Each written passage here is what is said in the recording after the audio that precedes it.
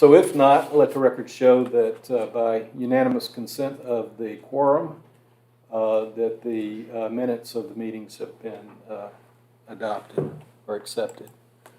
Okay, we'll start with the department reports and police department. Lieutenant? Yes, sir. As you can see on our safety, we still have those two officers that are still out on the job injuries. We're currently on course with our budget. We filled two of our positions already with two officers. They'll be going to academy in February. We're in good shape as far as, besides the loss of our sergeant that we just had this previous week. All our equipment is in good shape. Our department training, we're continuing to do that. We have some training coming up in the schools in the next coming week or so with our firearms and things of that nature.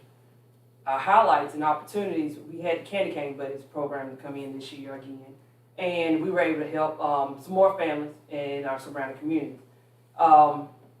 We helped and served 20 families with not only gifts, but gift cards as well, meals, and also other little trinkets that we had donated to us. So we was able to help the community like that. We'd like to thank all our families that came and got a Candy Cane Buddy off the tree, also with other donations and providing them with other, providing the nursing homes and other places like that that needed help, battle shelters and stuff like that. So we want to thank them. But other than that, we're doing great. We're growing. We have 2 babies on the way within the department. One was just born last week, and we have another one maybe before New Year's that is supposed to be here. So we're doing good. So we'll have a New Year's baby, huh? Yeah. The 2 new officers, when do they go to the academy? I believe February the 6th. And how long is that training? That's going to be about 3 to 3.5 months. So they'll be done in June. So they'll start not February the 6th. They'll start the end of February, the last week of February, and then they'll finish the first week of June. And right now they're in a ride-along type? Yes, they're scenario? riding along. We have one right now on shift. He's in a car with our corporal. We have another one on day shift with our sergeant. And so right now they're just shadowing and going through our F2L program. Okay, good. That's great. Any questions for Lieutenant Knight? Okay. Admin. Everything is going well with admin. No safety issues. Budget is going well. Everything is going good. Our business license renewals have all been mailed out. Those are due January 1st and delinquent after February 15th. And so we're busy getting business license renewals back in. Very busy time between now and February, March. Any questions Busy. for the clerk or admin? Normally we'll have our little budget spreadsheet, and I failed to put it on there. I apologize for that.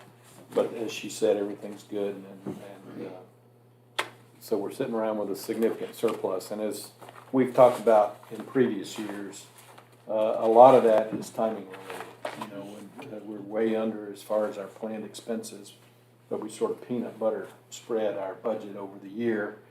And many of those expenses aren't going to come until later in the year, but still, I think everything's looking good on track, and revenue seems to be pretty much on track as well. On the business licenses, and Charlene, this has happened last year. Business licenses are due January the 1st, and they're delinquent after February the 15th. Would you explain to everybody what that actually means? Because I think there was some misunderstanding last year that people felt like that if they had until February the 15th to renew their license and they could continue to operate. Do you want to? So that is part of the state code. All business licenses are they run January 1st through December 31st. You have to have them mailed out by December 15th, the renewals to everybody. So they are actually due January 1st, but you have up until February 15th before you have a penalty. It's a 15% penalty after February 15th. After March 15th, it's a 30% penalty. then after that, it's $500 a day because you're operating without a business license. So that's the cost of the renewal, the penalties. Mhm. But you're not really supposed to be operating Without without a a valid business No, license. no, no. So even though you have until the 15th to avoid a penalty, between January the 1st and February the 15th, if you don't renew your license, you should not be operating. That's right. That was, Yes, you we should had not some be. misunderstandings about that last year. Okay, any other questions for the clerk? The court, Judge. Sure, let's see. Okay. All right, I was making sure we had one change. Again, on safety, everybody before they come into this room is wanted, whatever the pronunciation they wanted. From a budget standpoint, we are collections are going well. I'm a little concerned with the downturn in the economy, but so far, we're holding up well. Staffing on the spotlight over there, spotlight summary, highlights Lisa and Terry finished their first year. That seems like that's gone by very, very fast Yeah, it has. to me, but that's what it is. A long time ago, we discovered that having a second court date in December made no sense at all because nobody showed up because it was always about 4 or 5 days from Christmas. As it would have been, we would have had court today and nobody would have been here. So we suspended our second court date many years ago. And it just doesn't make any sense to have a second court date in December. The main thing that I want to bring to the attention of the council is we have a new law in Alabama that arose out of the Brookside case, the Brookside city abusing people through their municipal court, basically to fund their city, and we now have legislation.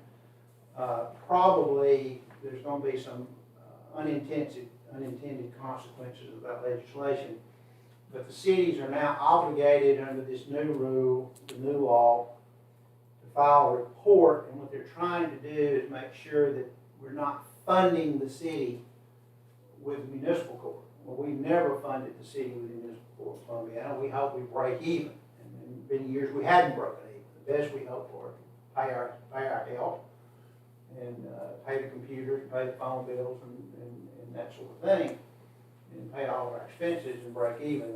That's kind of the position that I have always taken. I've never viewed it as a money-making thing.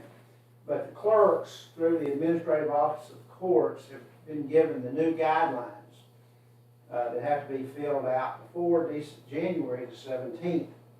And collectively, I've already talked to Lisa about this. Collectively, it's going to take, Charlene and Lisa are going to basically have to sit down. The data that we have to submit is already there. We're not going to have to plow any new ground. We're not going to have to actually create any really new data. It's going to be compiled in a different order than we have in the past.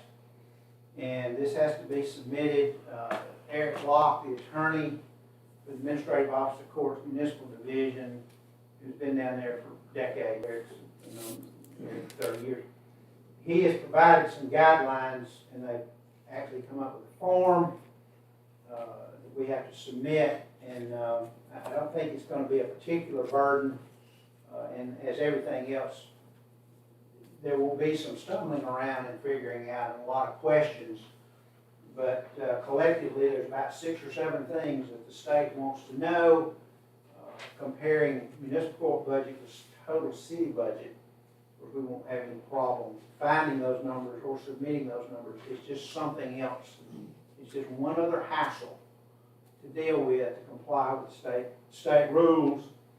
And so I just bring that to your attention that that's something that Lisa and Terry and Charlene will be dealing with. And I have a sneaking suspicion that the first year, it doesn't say what the state's going to do with the information. It doesn't have any, you just have to submit it. And it doesn't tell you what you're going to do with it. There's no particular penalty if you don't provide it. It says you have to do this information. And that all arose out of the Brookside abuse of the municipal court court system. And so now all the municipal courts, I think there's 187 municipal courts in the state of Alabama now. 187, 186, I think, have to do this, which is a burden on the clerks and the magistrates and the city clerks, and to me to a certain extent, but I will leave that up to the number. So just be aware that that's happening, and that's something else your people are gonna have to do and comply with, being in compliance with the state. But other than that, everything's rolling along, and, I think your folks are holding up, your numbers are holding up pretty well, and, so far, so good. We're moving along nicely. So, in case I was sleeping or daydreaming while you were talking, I apologize, but when is this first report due? January the 17th. January 17th. I think it's, yes, let's see. Okay. Okay. It says before January 17th, but not to be any later than January 30th. So there's a little window in there. Okay. And they know people are struggling trying to figure out what to do. So it's interesting, every time we go have these conversations with the attorneys at the League of Municipalities, they're quick to point out that the state levies a lot of requirements, the legislature does, but there's never any penalty or what happens if you don't do it. And there's a lot of little things, most of them are insignificant, but you know, this potentially could be significant, that a lot of municipalities don't do and just didn't know they had to do, you know, and they can sneak up on them. So I appreciate you bringing this to our attention. It's my position that as far as the city is Columbiana, that I feel like we have an ethical responsibility to attempt to comply with all the state statutes, and so certainly we'll do that. And so appreciate you bringing that up. Any other questions for the judge? Okay, thank you. Public Works. All right. Everything's running along pretty smoothly and stuff between the rain and the cold weather. We're about over with Christmas and all that, and getting the decorations up on it and stuff. And other than that, the only thing I didn't add and stuff in the highlight I've got is the projects we got going on. The paving project has been pushed back to the first of the year because some of the asphalt plants are shut down after the first of the year. And new shop out there and stuff, we've got some drawings on it, and the mayor's looking over them, and I'm looking over them, everything, and trying to get it ready before we start bidding some of the drainage work and the new siding and top and the electrical on it and everything. Other than that, everything's running about as smooth as we can get it. What about your garbage trucks? Yes. The one we just got out of the shop, where the spring broke on it. I'll know next week if we're gonna have to replace the turbocharger on it. If it's going bad, and all y'all sit down and I tell you what it's gonna cost. It's $7,000 to replace the turbocharger on the motor. If that's what it is, and that's according to the code that we pulled up, that's what it is. So right now, we're still using it. It'll limp around and do what we need to do for our dumpsters and stuff, and I've got Alabaster's been gracious enough to let us use one of their old trucks and stuff right now to pick the household garbage up. That's all the bad news I've got Okay. That's enough. right now. Yeah, That's enough. we have to take the bad with the good, I guess. But I hope I've got the big truck back sometime before we shoot for it. If I hear from extras, keep it. Any other questions for Public Works, for Alan? What's the model on that truck? Both of them are 16s. They're not new, by any stretch of the So imagination. when we bought that last one, we looked at a new one and they get stuck when they told us $250,000. And we elected to buy this here just because of the price of the truck. No, they actually, like they was planning on being all that cold weather and rain they did, and they can't do Any other questions? Okay, thanks, Al. All right, board reports. Anything from the planning commission? We had a work session, but I can't remember if we've actually had our regular meeting since our last council meeting. No, we didn't because we didn't have a quorum, so we couldn't even pass minutes. So no, we have not met. So the work session dealt with a review of the recommended changes to our zoning ordinances, or our subdivision regulations as they pertain to storm drainage. And we had the engineer that we've contracted for at that meeting to kind of go over those recommendations with us. And I think that was pretty much the gist of That that was the whole meeting. meeting. That was it. Has the recreation board met since the last meeting? Not that I know. Okay. And the water board? The only thing we had going on there, they're finished with all the new meters in Spring Creek area and the river and stuff, and they're fixing to start here in town. They're already doing some, Yeah. but that's I think all. mine's already been done. Yeah, they just like what's here in the city, what they had to go around and do before they read the meters again. Mm-hmm. They're probably about 60 or 70% complete. Okay. Radio reading meters in. Is it any other boards met since our last meeting? Okay.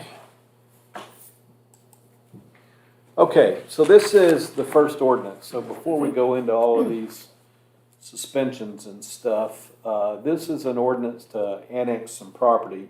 And we actually have two annexation ordinances that we're going to consider tonight. So before we get into any discussion on these, I just kind of wanted to show the map of where these things are at.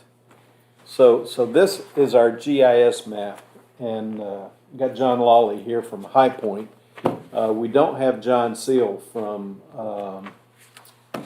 Second Chance Ranch here, but the properties are adjacent, and this used to be your property anyway, was it not? Correct. So I'm going to try to outline the areas, but I believe the secondhand ranch property that we're talking about is basically from this line down here. This is Joinertown Road, this is Rock Ridge Road, and I think my cursor there is the outline of that property. Is that correct, John? Okay, so that's the annex for the property on Secondhand Ranch. Now, the annexation for the property that High Point is going to develop, which will be estate-type lots. The 8 lots over about 30. Now, where's that going to be at? Is that just going to be? Triangle between Rocky Ridge and Joinertown. That's what I thought. Okay, how far up does it go? It stops at that horizontal line right there where your cursor. Yeah. Okay, so it's this triangle right here. Yes, sir. Okay. All right.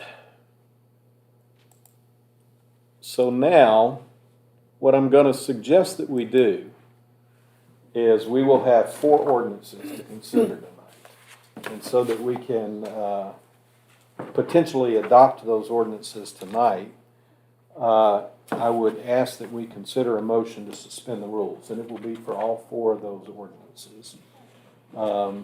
And if we suspend the rules and we vote on it, it would have to be unanimous in order for us to do that suspension. So is there a motion to suspend the rules?